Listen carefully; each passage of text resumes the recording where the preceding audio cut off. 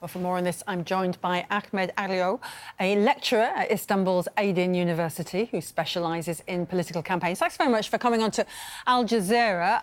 Of course, President Erdogan appears to be the front runner. Do you think he can go all the way without the need of a second round, or do you think we'll still be looking at a couple of weeks' time another vote?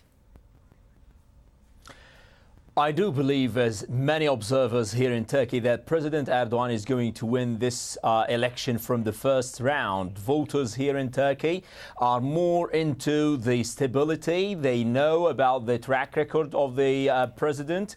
And the most important thing is that Erdogan, doesn't have a very serious alternatives. In terms of the rhetoric, the other competitors, the other, contenders, they're very good in terms of the rhetoric, but on the ground the people do not buy into these kind of cliches that they're using. They're new about the politics. İyi or good party, Meral Akşener, is a very new party that is not well established in the Turkish culture as well. So President Erdogan, with the major breakthroughs he did, with the recent developments in terms of the foreign policy, there's some doubts about the economy. There's some problems with the refugees issue. People do have some kind of resentments, but still he is the only president, the only runner who can get the win from the first round, as many observers and myself believe so. But you're saying that he doesn't really have a serious opposition, but huge crowds have turned out for Muharrem Ince. What is it that you think he is attracting people to come out and listen to him over?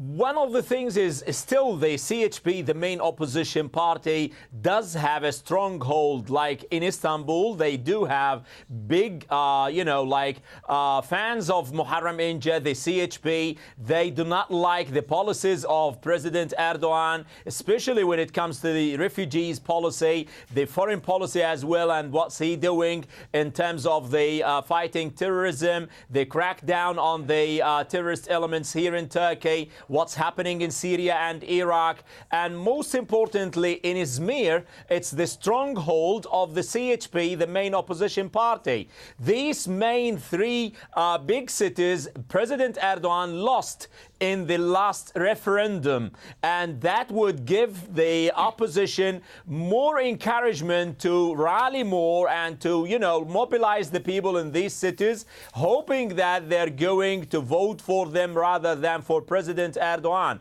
But still, on the other hand, this is not a referendum. This is a presidential and parliamentary election where the voters are going to vote more on the person himself, and Erdogan didn't lose any elections in the past 16 years. That would give him more momentum, according to the polls as well. On the ground, he's still the first one to have the possibility to win the first in the first round.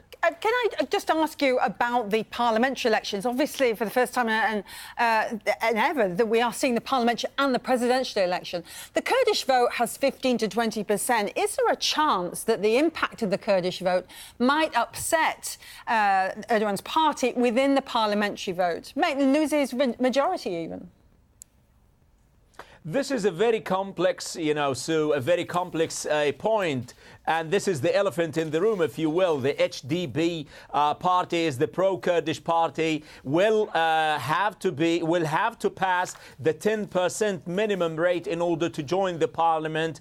And that is a major challenge for them because many of their MPs, former MPs, are in custody because of charges of supporting terrorism and mainly the outlawed PKK. Now, if they succeed to pass this minimum a percentage, which is the 10%, that would constitute a major threat, a major problem to the AK party, the ruling Development and Justice Party. But there are certain doubts that they cannot do so without the support of the other opposition party, that the CHP, the main opposition party, might help them, giving them more votes in the southern areas in Turkey. In case they do so, they're going to succeed, and that would constitute a major loss to the ruling Development and the Justice Party in the south. But still, we cannot say that this is for guaranteed that the opposition party will help them.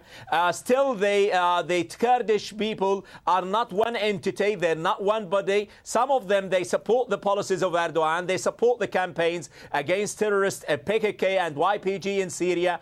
Others are not happy with this. They still have resentment of the policies Erdogan is following against the Kurdish people. So it's the black box that you cannot anticipate. We need to wait till tomorrow and see. But most probably still, Erdogan is going to have the first win from the first round. Very great for your time explaining all of this to us, Ahmet Alioglu. Thank you so much for joining us.